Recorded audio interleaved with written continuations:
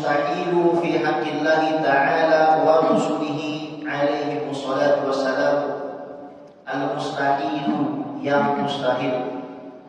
Kalau kita belajar bab-bab dasar dari ilmu akidah itu, maka kita tahu bahwasanya di dalam akidah ada yang diistilahkan sebagai hukum akli, hukum akal. Hukum akal ini beda dengan hukum syar'i, beda lagi dengan hukum adi. Jadi ada namanya hukum syar'i, al-hukmu syar'i, ada yang namanya al-hukmul aqli, hukum akal, ada namanya al-hukmul adi, hukum adat atau hukum kebiasaan. Hukum syariat wajib. Man talaba syar'u talabal fi'li talaban jaziman. Apa yang ditekankan diminta oleh syariat secara kuat. Wa aqimus sholata wa atuz zakat, itu tegas permintaannya. Maka ulama usul bukan ulama asal. Ada ulama usul, ada ulama asal. Ya, ulama usul ketika sudah mengkomparasikan antara semua jenis dalil, baik yang muttafaq alaih ataupun yang mukhtalafi, menyimpulkan bahwa perintah di dalam ayat ini maksudnya wajib. Jadi kita nggak mentang-mentang kita lihat ada ayat perintah dalam Al-Quran lantas kita bilang ini wajib, ini sunnah. Nggak mesti juga ketika ada larangan itu disebut haram. Nggak mesti juga kalau misalkan dalam satu dalil, dalam satu teks hadis ada beberapa wawu di situ, wawu athof, lantas hukumnya sama. Contoh di dalam masalah musik, ini lagi rame, banyak musisi hijrah curhat sama anak. Banyak, Bib, bagaimana Bib? Kita sering divonis sebagai ahli bid'ah, sebagai ahli neraka. Padahal yang kami lakukan mengajak orang-orang yang masih suka main musik dengan cara musik supaya dekat sama Allah, supaya dekat sama Rasul, supaya dekat sama masjid. Kami ini dibid'ahkan, Bib. Dalil yang mengharamkan musik ini ada di Sahihul Bukhari. Sayati ala ummati zamanun, akan datang pada umatku satu zaman, man yastahilluna al-hirra, orang-orang yang menghalalkan daripada perzinahan. Zina haram, haram mutlak. Meskipun di dalam perzinahan itu ada yang namanya darurat. Ini disampaikan Imam Al-Ghazali. Kalau ada orang mau dimutilasi, kalau kamu tidak berzina, kamu saya mutilasi, anakmu saya mutilasi, maka dia bisa memilih. Dia dimutilasi dan masuk surga, ataupun dia melakukan satu perzinahan itu, akan tetapi dirinya wajib membayar mahar misil. Ini fikih. Orang yang bertakwa pilih yang mana kira-kira? Yang pertama. Maka bedakan antara takwa dengan fatwa. Man yasahiluna al-hirra wal harira. Kemudian menghalalkan sutra. Apa hukumnya sutra? Sutra hukumnya haram bagi siapa? Laki. Bagi papa juga kan demen minta tiap bulan dibeliin. Haram kan? Enggak. Hukumnya udah beda nyambang di sini. Wal khamar hukumnya apa asalnya? Haram. Kalau darurat, ad-darurat tubihul mandura. Satu hal yang menekan seseorang sampai derajat hampir dia itu mati, maka diperbolehkan untuk melakukan hal-hal yang dilarang. Prinsipnya kembali lagi ke yang pertama. Wal khamra wal ma'azif. Nah, di sini nih letaknya ma'azif. Ma'azif ini didefinisikan Imam Ibnu Hajar Al-Asqalani sebagai alatul lahwi, alat-alat yang bisa menjadikan seseorang itu lalai dari Quran. Memang kata Syekh Muhammad Basit Dahman An-Naqsyabandi, beliau itu mengatakan bahwasanya yang namanya musik, dengerin musik kayak bagaimanapun ya bentuknya, kalau sampai melalaikan dari Al-Quran, itu bisa bikin hati mati. Bagaimanapun itu bentuknya, jangan sampai melalaikan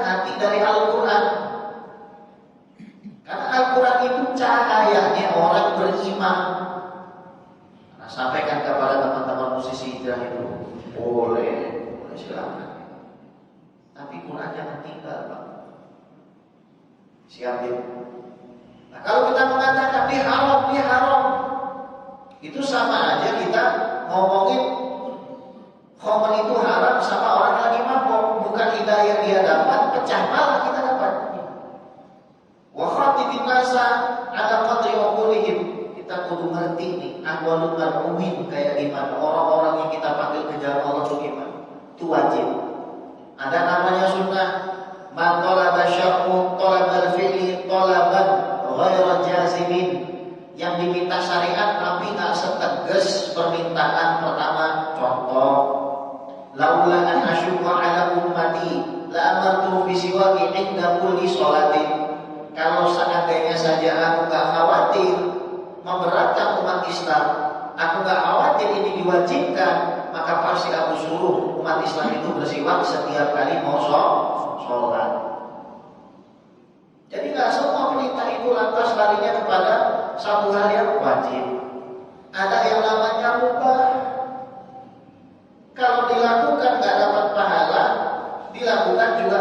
Kalau dilakukan nggak dapat pahala, kalau nggak dilakukan juga nggak dapat dosa. Hukum asalnya apa? Makan contohnya. Makan itu bisa dapat pahala kalau kita masukkan niat makan karena Allah. Liyataqawwa jismuhu biiqamati ibadatillah. Supaya badannya itu kuat, dia bisa sholat, dia bisa ngaji, dia bisa ngajar. Lillahi ta'ala itu dia makan. Setiap butiran beras, tepung yang masuknya di pahala.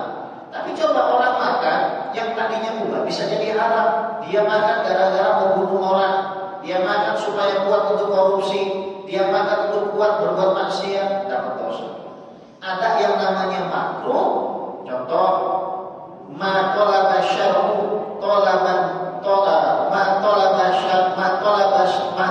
syar'u, apa yang diminta syariat, talaban tarki talaban ghairu jazimin. Apa yang diminta syariat untuk ditinggalkan, tapi permintaannya itu tidak ketat. Contoh, kata Nabi sallallahu alaihi wasallam, "Man akala min hadhil baqlah fala yaqrabanna masajidana hatta yadhhabarihu." Kalau ada orang makan dari bawang bombay, bawang bakung, bawang yang belum dimasak sehingga mulutnya bau, maka janganlah mendekati masjid kami sampai baunya hilang. Itu Nabi tak suka. Bahkan ketika awal Nabi SAW hijrah tinggal di rumah Abu Ayyub Al-Ansari. Abu Ayyub Al-Ansari punya rumah tingkat, Pak. Punya rumah tingkat. Beliau tinggal di atas, Nabi tinggal di bawah. Nabi masak, bawa turun, kasih ke Nabi, mereka makan sisanya. Itulah dalilnya tabarruk. Ini kadang-kadang kita makan bekas kiai, kita makan bekas ustaz, kita makan bekas habib, dibilang syirik. Saya waktu lagi di Dirasat Islamiyah itu, waktu lagi S2 di sana, kebetulan saya ini kecil-kecil ditunjuk jadi ketua. Padahal banyak orang tua di situ. Saya nggak tahu ya. Maka saya punya prinsip, jangan ada yang menyentuh gelas yang bekas diminum. Sama guru-guru saya itu, termasuk Profesor Dr. Syed Agil Al-Munawwar, almarhum Kiai Haji Ali Mustafa Yaqub, Kiai Haji Dr. Asyid Safa, semua itu. Jangan ada yang sentuh. Mesti rebutan setelah itu. Ini dibilang bid'ah. Ini Nabi SAW, Abu Ayyub Al-Ansari, kenapa? Karena liurnya orang yang rajin baca Quran, liurnya orang yang rajin baca hadis, lain dengan liurnya orang yang rajin sumpah serapah. Jangan samain, tak sama. Dan itu faedah barokahnya luar biasa, kerasa nanti, sangat kerasa. Akhirnya Abu Ayyub Al-Ansari suatu ketika menghidangkan satu makanan di situ. Dimakan sama Rasul sedikit, Nabi tak mau, dibalikin, nangis mereka. Kenapa ya Rasulullah? Apa nggak enak? Ini, apa nggak sedap? Ini kata Rasulullah, enggak, cuma saya aja yang memang nggak mau makan ini. Sebabnya apa? Nanti mulut jadi bau. Itu namanya makruh. Ada lagi yang namanya haram. Ma talaba syar'u talaba tarki talaba jaziman, yang diminta syariat mutlak untuk ditinggalkan. Nah, kita kembali lagi kepada ma'azif. Kita lihat zina haram, kemudian sutra haram bagi laki-laki, khamr haram kecuali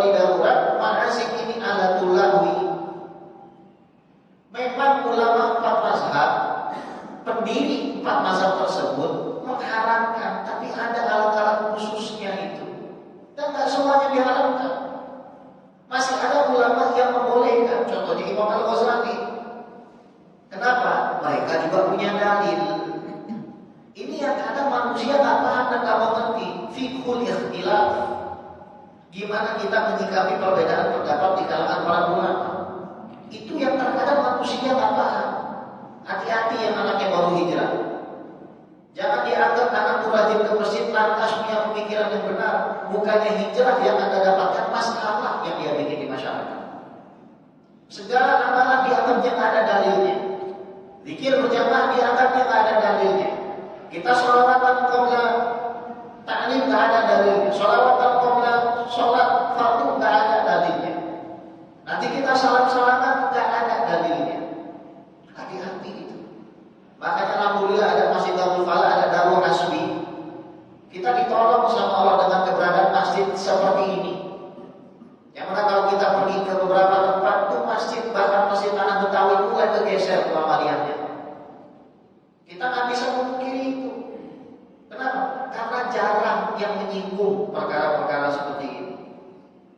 Nah, alat musik itu dalilnya di mana? Yang menjadi pembenaran banyak. Hadis Sahih Bukhari, Sayyidah Aisyah lagi duduk di rumahnya Rasul SAW. Ada dua orang budak perempuan. Dua-duanya lagi nyanyi di mata qawalatil ansar yaum Bu'ats.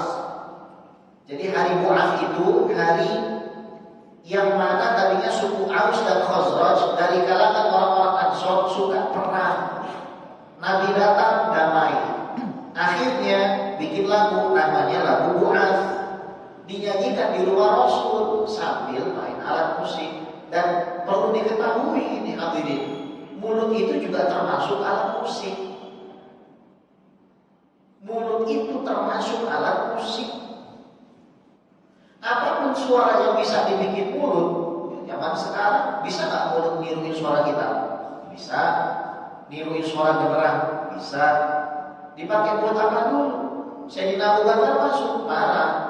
Amazabiru syaitan fi baiti Rasulillah sallallahu alaihi wasallam. Apakah seluruh syaitan ini kamu dendamkan, kamu senandungkan di rumah Rasul? Apa kata Nabi sallallahu alaihi wasallam? Da'huma ya Abu Bakar, ini Nabi. Biarin Abu Bakar. Inna likulli ummatin 'aidan. Setiap umat itu punya hari raya masing-masing. Wa hadza 'iduna, ini hari raya kita. Artinya kalau momennya bagus, kemudian tidak melalaikan, nggak masalah. Hadis yang lain, al-inu nikah walau biduf, iklankan, umumkan nikah itu walaupun dengan menabuh rebana alat musiknya, alat musik. Jadi hadis itu jangan dibaca cuma satu. Itu kalau kita bicara hukum syar'i. Kenapa saya singgung? Ini penting, Pak. Karena kita hidup di zaman di mana ilmu agama ini mau diturunin derajatnya kepada derajat terjemahan. Sekalian anak ingetin masukin ke pesantren tahfiz, hati-hati. Gak semua orang yang punya pesantren tahfiz, satu, akidahnya benar. Dua, amaliyahnya benar. Tiga, misinya benar. Makanya yang di Jakarta nih yang lagi nonton di Instagram, kalau antum semua punya anak pengen dimasukin pesantren tahfizul Quran yang di situ akidahnya Ahlus Sunnah wal Jamaah, yang di situ menghafal matang-matang kitab-kitab ulama Ahlus Sunnah wal Jamaah, yang di situ punya visi dan misi sama seperti ulama Ahlus Sunnah wal Jamaah, datang ke Petukangan Utara pesantren Darul Hasbi. Insyaallah barokah, amin ya rabbal alamin. Yang kedua, hukum akdi. Kalau kaitannya sama akidah, kita nggak membahas hukum syar'i yang tadi. B, kalau secara tinjauan akidah, apa hukumnya orang mengatakan bahwa Abu Jahal bisa saja masuk surga atas kehendak Allah? Bukan haram jawabannya. Bukan haram jawabannya. Jawabannya adalah mungkin aklan. Imam As-Sanusi mengatakan dalam kitab Syarhul Muqaddimahnya, Allah Subhanahu wa taala bisa saja memasukkan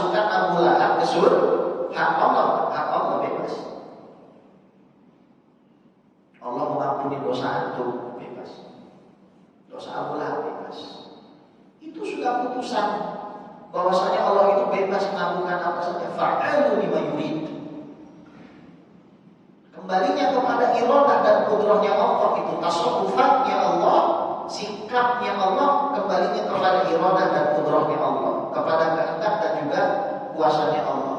Tapi mustahil syar'an, secara syariat mustahil. Karena Allah sudah menetapkan Abu Lahab pasti masuk neraka. Tapi secara akal mustahil. Kalau kita bicara ilmu akidah, ini yang dimaksud mustahil. Apa yang tidak mungkin ditetapkan oleh akal sehat? Contoh yang mustahil. Bapak lebih muda dari anaknya. Itu mustahil. Seorang bapak lebih muda dari anak, namanya bapak mesti lebih tua. Handphone lebih duluan daripada penciptanya, itu juga mustahil. Karena namanya handphone mesti didahului penciptanya. Makanya kita ketika bicara masalah akidah, bicara pakai hukum akli. Nggak langsung lari kepada ayat Quran, meskipun ayat Al-Quran itu kita jadikan sebagai muqaddimah. Muqaddimah itu bukan pembukaan. Muqaddimah itu di dalam ilmu akidah, hadirin, maknanya adalah satu hal yang kita jadikan premis, pendukung dari kesimpulan kita. Contoh, kullu muskirin khamrun, setiap khamar, setiap yang memabukkan adalah khamar. Itu muqaddimah kita dapat dari hadis. Wa kullu khamrin haramun, setiap khamar adalah haram. Coret yang sama kalimatnya atau al-haddul awsat. Oh khamar, coret khamar, coret. Setiap yang memabukkan khamar, setiap khamar adalah haram. Setiap yang memabukkan khamar coret, khamar coret lagi adalah haram. Setiap yang memabukkan adalah haram. Makanya orang Wahabi, mereka nggak belajar di ilmu mantik, mereka nggak belajar di ilmu logika. Sampai Imam Ghazali katakan apa? Man lam yulqinil mantik lam yusaq bi ilmi. Siapa orang yang mantiknya itu nggak sempurna, ilmunya nggak bisa dipercaya. Karena dia akan membuat premis-premis yang salah, muqaddimah yang salah. Makanya orang Wahabi selalu mengatakan Imam Ghazali belajar filsafat. Hati-hati dengan Imam Al-Ghazali. Ini kisah udah masyhur. Dulu ada ulama kan mau membakar kitab Ihya'nya Imam Ghazali. Ini diceritain sama Syekh hari Jumat. Membakar kitabnya Imam Ghazali. Ihya yang mau dibakar. Ihya itu isinya apa? Wallahi, Ihya itu isinya adalah ejawatan Al-Quran dan Sunnah. Hadis maudu'nya sedikit. Itu pun Imam Ghazali taruh bukan karena kesengajaan beliau pakai hadis maudu'.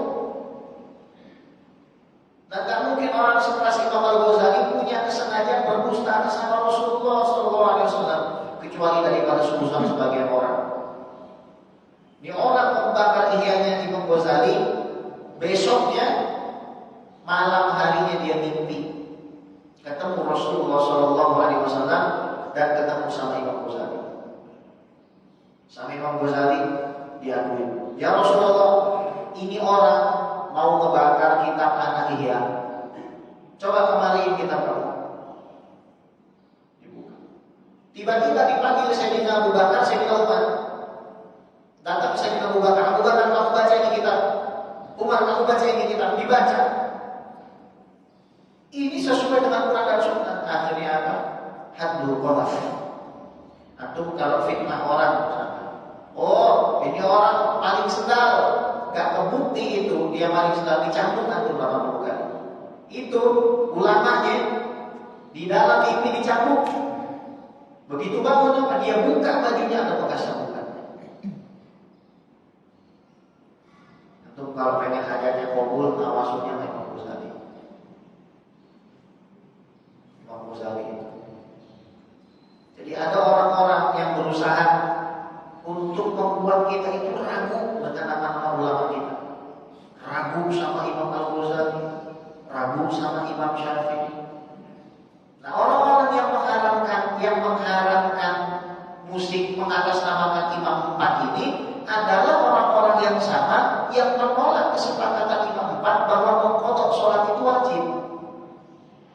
dari sahabat kecil diajari ke orang tua kita.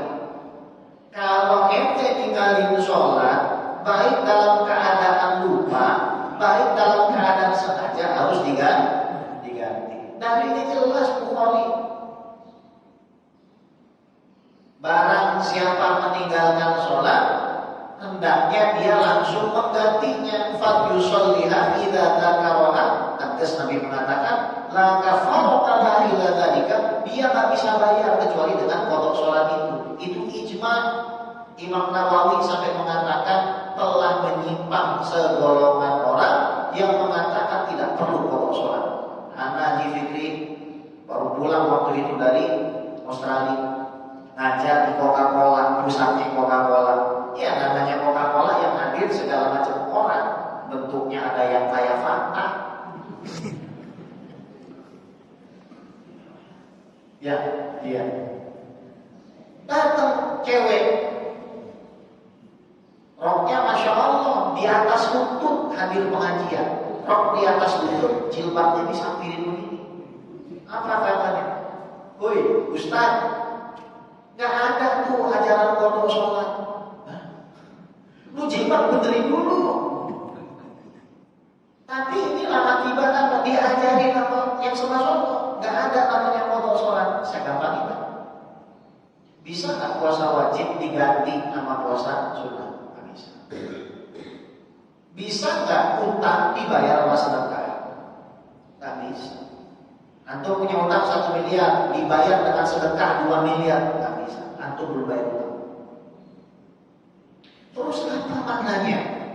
Kalau sholat sunnah itu bisa menambal yang wajib, maksudnya menambal dari kurang ikhlasnya, menambal dari kurang khusyuknya, menambal dari kurang tumaninahnya. Terkadang ada rukunnya lupa kita main selonong boy baik, itu ditambal nama sholat sunnah. Ini yang dinafikan sama tetangga, hati-hati. Jadi al-mustahilu, kita balik lagi, yang dimaksud mustahil ini adalah hal-hal yang tak bisa diterima oleh akal sehat. Allah buat, itu nggak bisa diterima akal sehat, mustahil ya. Qala Nabi rahimahullah, berkata Syekh Al-Mazuki, wal mustahilu diddu kulli wajibi. Yang mustahil itu lawan daripada sifat wajib. Sifat wajib ada 20, berarti mustahilnya ada 20. Fafat li khamsina bi hukmi wajibi. Maka jagalah 50 daripada sifat yang harus dikuasai. Wajib kita tahu sifat 50. Asyarhu, penjelasannya. Ini Abu Yasir Muhammad. Wal mustahilu, dan yang mustahil fi haqillahi ta'ala, di dalam haknya Allah subhanahu wa ta'ala, wa usulihi, dan rasul-rasulnya, diddu kulli sifatin wajibatin lillahi ta'ala wa rusuli. Diddu adalah lawan kulli setiap sifatin sifat wajibatin yang wajib, lillahi bagi Allah ta'ala yang maha agung, wa usulihi, dan rasulnya. Fa'adadul mustahilati, maka jumlah hal yang mustahil tersebut ka'adadil wajibati, ka'adadil wajibat, sebagaimana jumlahnya sifat-sifat wajib. Kalau sifat wajib 20, lawannya sifat mustahil berarti 20. Bagi Allah 20 tambah 20 40. Kemudian sifat wajib bagi para nabi 4, lawannya berarti 4. 40 tambah 4 kali 2, 48. Sifat jais bagi Allah 1, sifat jais bagi Nabi 1, 2. 48 tambah 2, 50. Ini yang disebut akidatul khamsin, akidah 50. Hati-hati nih, orang Wahabi mengatakan ini akidah gak pernah diajari di zaman Rasulullah. Pernah, emang lu hadir. Sotoy banget. Heran, sampai ada yang komen begini. Habib, kalau nanti didebat sama ustaz-ustaz sunnah nanti nangis. Nah, bilang, udah mau balas, ditunggu di Masjid Raya Bintaro. Panggilin sekalian, kita lihat siapa yang nangis. Kita Ahlus Sunnah wal Jamaah gak gentar pada begituan.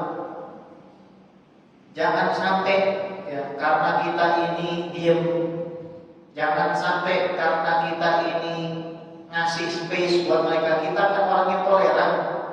Bahkan saya baru pulang dari Jember itu ada 2000 pengikut aliran Bahaiyah. 2000 pengikut aliran Bahaiyah. Bahaiyah itu nyembah manusia, Pak. Jadi menuhankan orang yang namanya Bahaullah. Pengikutnya ada 2000. Ini yang kasih saya info orang MUI, sekretaris MUI Jember, Dr. Abdullah Ahmad. Yang model kayak gitu ada. Nah, kita jangan sampai nih terlalu nyaman. Makanya kita bantu Buya Fikri supaya pesantren berdiri, bantu Darul Falah supaya siarnya banyak. Insya Allah sama-sama kita jaga Ahlus Sunnah wal Jamaah. Jangan sampai kita nggak musuhin siapapun, tapi perkara akidah ini kita selalu dipenetrasi. Loh, kalau kita pergi misalkan ke Saudi, jangan bawa mulut, Pak. Kita pergi ke Turki, nggak usah bawa mulut. Kita pergi ke Pakistan, nggak usah bawa mulut. Ke Afghanistan, nggak usah bawa mulut.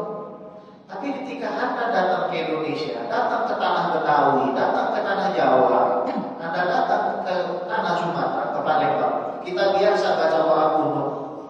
Kenapa jadi ente malah membid'ahkan doa kunut? Membid'ahkan amalia yang sebenarnya ada dalilnya. Yang paling lucu itu, ketika saya di Masjid Raya Bintaro itu, ketika kita lagi doa berjamaah, di samping saya tuh ada orang sengaja main handphone, diginiin. Jadi buat dia, ketika ada orang sedang merintih bersama-sama memohon kepada Tuhannya, masih lebih bagus main handphone. Inna lillahi wa inna ilaihi raji'un. Bahaya. Terus kita salaman katanya nggak boleh, bid'ah. Terus kita tanya, kalau ente ngelarang kita salaman Nabi sholat, salamannya kapan? Di luar masjid. Mana dalilnya Rasul salaman di luar masjid? Nggak bisa. Terus salamannya kapan? Pas lagi mau naik motor aja. Mana dalilnya Rasul mau selamat lagi naik motor? Nggak bisa juga. Ujungnya 1 tahun kita nggak salaman, kan? Datang ke masjid. Ini kita nggak ada yang kenal. Silaturahim nggak jadi. Bahaya di pemahaman kayak begini, ya. Wa yajibu ala kulli mukallafin ay ya'rifa dzalika. Setiap orang yang mukallaf itu wajib tahu hal ini. Fal mustahilu fi haqqihi ta'ala isyuna sifat. Maka yang mustahil di dalam haknya Allah itu ada 20 sifat mufassalah kata yang kita rincikan sebagai berikut. Kita baca aja nih ya. Yang pertama, al-awwal al-adamu diddul wujud. Sifat mustahil Allah tiada, sifat wajibnya Allah ada. Itu sifat mustahil Allah tiada. Jadi Allah itu bukan ide. Karena ada sebagian orang Yunani itu mengatakan God is idea. Tuhan itu ide. Loh, itu namanya wujudul dzihni. Kalau kita belajar ilmu akidah ada namanya wujudul dzihni, ada wujudul kharij, ada al-wujud fil kharij atau al-wujudul khariji.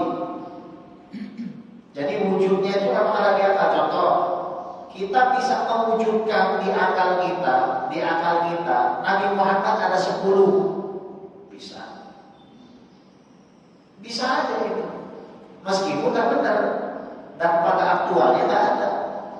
Kita bisa mewujudkan di dalam akal kita duren yang isinya handphone. Bisa aja. Itu wujud dzihni. Laisa lahu wujud fil kharij, enggak punya eksistensi pada aktualnya. Jadi mengatakan Tuhan itu cuma ada di akal, itu sama saja menihilkan keberadaan Tuhan. Tuhan itu ada wujudnya. Tapi nanti yang jadi perdebatan adalah bagaimana wujud Tuhan. Nah, itu sifat 20. Saya selalu katakan, Pak, sama orang agama manapun, yang membedakan antara agama kami dengan Anda, yang paling menjadi titik tolak pembeda itu ada di masalah teologis, yaitu sifat 20. Karena Anda tidak akan temukan di dalam aliran manapun, bahkan dalam Islam, yang mengompilasikan sifat 20 ini. Tidak ada. Yang kedua, al-hulul diddul qidam. Al-hulul huruf artinya baru pernah tiada kemudian jadi ada. Lawannya adalah kidam sifat wajib, artinya ada tanpa permulaan. Allah itu ada, nggak ada awalnya, karena awal itu waktu. Nah ini ada sebagian orang mengatakan Allah Subhanahu wa Ta'ala bersama tempat. Kalau Allah ada bersama tempat, berarti ada dua qadim. Syirik jatuhnya. Karena mengatakan bahwa ada zat yang sama dengan Allah. Ada dokter perempuan nanya sama saya, Bib, saya diajarin sama ustaz saya bahwasanya Allah itu pasti bertempat. Karena tak ada yang eksis kecuali pasti ada tempatnya. Tak tanya, Bu, sebelum Allah Subhanahu wa Ta'ala menciptakan tempat, Allah di mana? Duluan Allah atau tempat? Maka ibu itu bilang dokter, ya duluan Allah, Bib. Nah sebelum ada tempat Allah di mana? Berarti Allah tidak berada. Kenapa lantas ibu mengatakan Allah butuh tempat seperti kita? Makanya mereka tergolong ke dalam golongan musyabbihah, orang yang menyerupakan Allah dengan makhluk. Ketiga, al-fana bidul baqa, sifat wajibnya Allah baqa, kekal. Al-fana itu artinya tiada. Keempat, al-mumatsalatu lil hawadis, Allah itu serupa dengan makhluk, ini sifat mustahil. Bidul mukhalafati lil hawadis, lawannya sifat wajib, Allah itu berbeda dengan makhluk. Kita baca ayat nomor 5, wajahnya wajah nasi uduk. Darul Falah ada nasi uduk. Dibur dulu. Ya. Kelima, ada qiyam bin nafsi, bidul qiyam bin nafsi. Allah itu tidak berdiri sendiri, ini sifat mustahil. Lawannya Allah Subhanahu wa Ta'ala berdiri sendiri. Nah inilah ya 5 daripada sifat mustahil yang insya Allah bulan depan akan kita genapkan, membahas daripada sisa daripada sifat 50 ini, yaitu 45 sifat lagi.